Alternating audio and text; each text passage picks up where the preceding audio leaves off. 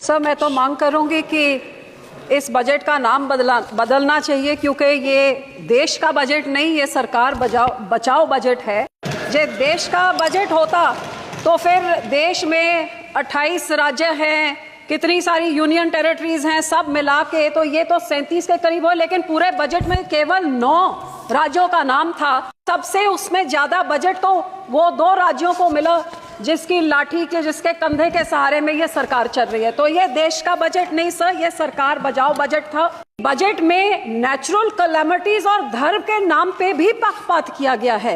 ये तो मैं पहली बार ही देख रही हूँ। बहुत अच्छी बात कि आपने धार्मिक स्थानों को, बोध गया को, राजगीर को, जहां जहां आपने दिया, बहुत अच्छी बात है। सर, मैं तो मांग करूंगी कि इस बजट का नाम बदलना चाहिए, क्योंकि ये देश का बजट नहीं, ये सरकार बचाओ बजट है।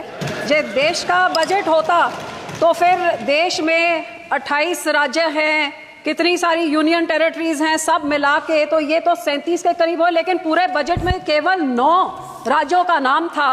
और सबसे उसमें ज्यादा बजट तो वो 2 राज्यों को मिला जिसकी लाठी के, जिसके कंधे के सहारे में ये सरकार चल रही है। तो ये देश का बजट नहीं सर, ये सरकार बचाओ बजट था।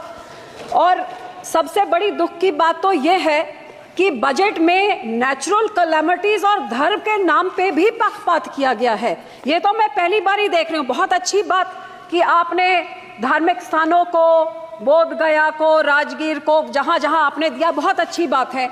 लेकिन जिस श्री दरबार साहब पे, अमृतसर साहब पे रोज 2 लाख लोग नतमस्तक होते हैं, उनको मुफ्त खाना मिलता है, सबसे बड़ा दुनिया भर, देश भर के लोग वहां पे जाते हैं, और जहां पे सारा दिन सरबत के भले की अरदास होती है, उसका तो आपने नाम तक नहीं लिया। और फिर मैं नेचुरल कैलेमिटीज की बात करूं तो फ्लड रिलीफ आपने राज्यों को दिया, बहुत अच्छी बात। जैसे मेरे सहयोगी ने मेरे से पहले बोला कि ये जो पानी आता है हिमाचल को आपने दिया पैकेज, तो हिमाचल का पानी पंजाब में आके पंजाब को जब डुबो देता है और तबाही मचाता है, तो पंजाब को आप क्यों भूल जाते हैं? जब पानी डैम में भर जाता है तो आप डैम खोल देते हैं और हमारा पंजाब डुबा देते हैं। जब घग्गर रिवर का लेवल ऊपर हो जाता है तो चुप-चुपीते 7 के राज्यों को बचाने के लिए बंद तोड़ देते हैं और हमारे गांव को डुबा देते हैं। तो जब बाढ़ आती है तो उनको आपने दिया पैकेज, में उसका आपको आभार प्रकट करती हूँ, लेकिन हमारे राज्य के साथ क्या दुश्मनी है? क्या पंजाब के जनता, पंजाब के लोग, पंजाब के किसान, पंजाब का इंफ्रास्ट्रक्चर सरकार को मैटर नहीं करता?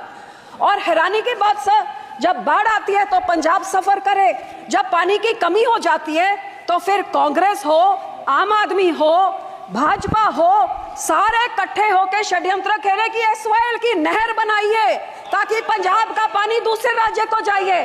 तो जब पानी कम होता है तब तो हमारा पानी चुराना चाहते हैं, जब पानी उनमें ज्यादा हो जाता है तो पंजाब को फ्लड कर देते हैं। और सर, आपको मैं ये भी बताना चाहती हूँ, तकरीबन 70 साल पहले इस सरकार ने, कांग्रेस सरकार ने रिपेरियन प्रिंसिपल्स के खिलाफ हमारा पानी राजस्थान को दे दिया और कहते थे 1 साल में उस पानी का कॉस्ट क्या होगा आपको डिसाइड करके मिले।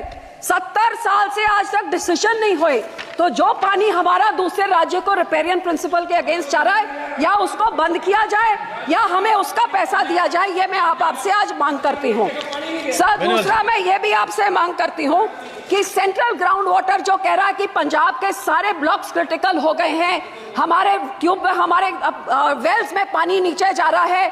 आज की रिपोर्ट तो ये भी है कि टॉक्सिसिटी इतनी हाई है कि पीने लायक नहीं है।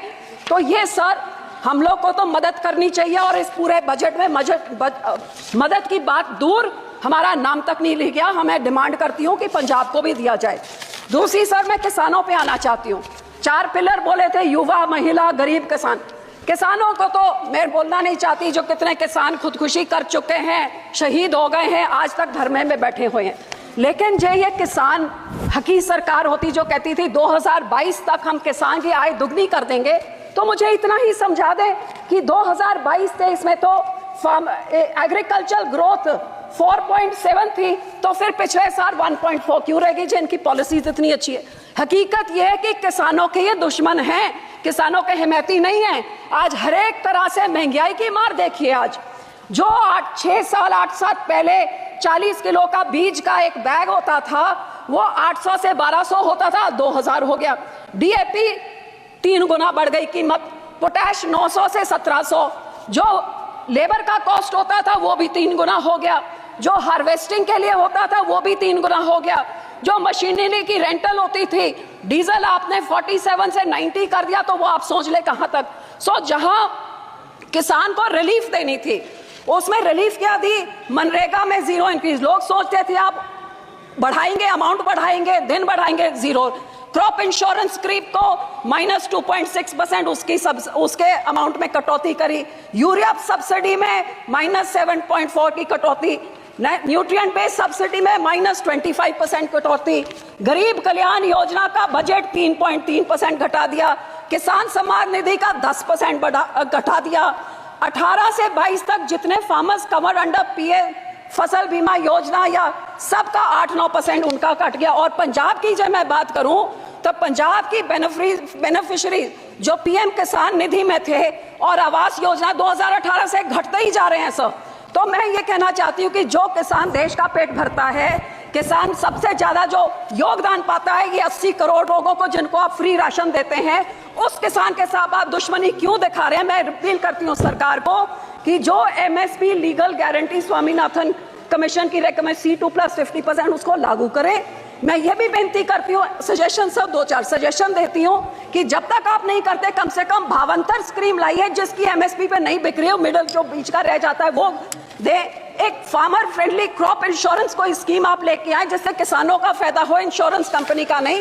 और जो किसान के जो इम्प्लीमेंट्स हैं इन पे आप जीएसटी को खत्म करिए ताकि किसानों का कुछ फायदा हो, उनकी फल सब्जियां बचे, जिससे किसान की महंगा मॉनसून आ रहा है, टमाटर के रेट कहां चले जाएंगे। जी आप इम्प्लीमेंट्स में 0 करें तो बहुत कुछ फायदा हो जाएगा। सर आखिर में पंजाब की इंडस्ट्री 7 की स्टेटों को टैक्स इंसेंटिव्स देके तबाह कर दिया, हमारी इंडस्ट्री भाग गई है। मैं सिर्फ इतनी बेनती करती हूँ कि FN साहब लुधियाने गए थे, वो मंत्री बनी बैठे हैं अब, वहां पे लुधियाने गए थे जहां पे उन्होंने MSME इंडस्ट्री को बोला था कि जो अमेंडमेंट 43B जिसमें मैंडेट किया जाता है कि 44 डेज में आप पेमेंट करिए, नहीं तो आपके जो टैक्स इंसेंटिव फोरफिट हो जाते हैं, वो इस बजट में उन्होंने नहीं किया। वो बहुत देख रही थी कि इंडस्ट्री करे। सर 2 मिनट, जो हमारी साइकिल इंडस्ट्री है, जो हमारी स्पोर्ट्स इक्विपमेंट इंडस्ट्री है, मैं आपको बेनती करती हूँ इंसेंटिव। इंटरनेशनल बॉर्डर पाकिस्तान के साथ 2019 से हमारा वाघा बॉर्डर बंद कर दिया है, बहुत नुकसान हुआ है। ये बॉर्डर खोला जाए और हमारे राज्य को कोई टैक्स इंसेंटिव्स दिए जाए, साइकिल इंडस्ट्री को, स्पोर्ट इंडस्ट्री को बॉर्डर खोल के, ताकि हमारे इधर का व्यापार बढ़े और नौकरियां भी बढ़े। आखिर में सर मैं सिर्फ आपको यही कहना चाहूंगी, ये कांग्रेस पार्टी और आम आदमी पार्टी ने 10 सालों में पंजाब के खजाने को लूट के तबाह कर दिया है। हमारा यहाँ पे इतना ज्यादा करोड़ 3.4 लाख करोड़ का कर्जा एक छोटे से राज्य पे चढ़ गया। GSDP रेशो 49% हो गया है। तो सर आप इनको सजा देने के लिए आप RDF रोक देते हैं, हेल्थ मिशन का रोक देते हैं, पर पंजाब के लोगों का क्या कसूर है। मैं आपको बेनती करती हूँ, जो हमारा पैसा है वो पैसा आप दीजिए। अनएम्प्लॉयमेंट रेट जो देश में उसका दुगना है। ड्रग अब्यूज से हमारा राज्य जूझ रहा है। और पंजाब में औरतों का तो ये हाल है कि कुपोषण वो भी बढ़ गया है, अनीमा भी बढ़ गया है। और आंगनवाड़ी के जो राशन मिलता है गरीब बच्चियों के लिए, लैक्टेटिंग मदर्स, प्रेग्नेंट मदर्स और बच्चों के लिए, वो इनकी सरकार ने, आम आदमी की जो सरकार वहां पे है, वो वेरका मिल्कफेड प्राइवेट आधारों से लेके प्राइवेट कॉन्ट्रैक्टर्स को देके सब स्टैंडर्ड चीजें लोगों को देके करोड़ों का घपला हो रहा है। तो सर पैसे ना रोकिए, इनको पिनलाइज करिए ताकि लोगों को उतना हक मिले। और सर आखिर में मैं यही कहूंगी कि सबसे highest population 32% SC population Punjab में है सर। सबसे बड़ा ग्रैनरी को योगदान पंजाब देता है। फ्रीडम स्ट्रगल में सबसे बड़ा योगदान हमने दिया। इस राज्य के मांगों को पूरी करके हमारे किसानों को हमारे चंडीगढ़ की राजधानी हमें दीजिए, हमारा पानी दूसरे राज्यों को जा रहा है उसको रोक के उसकी रॉयल्टी हमें दीजिए, नहीं तो वो सारे फैसले रिवोक करके हमारा पानी पंजाब पे रखिए। धन्यवाद जी, धन्यवाद करती हूँ, शुक्रिया।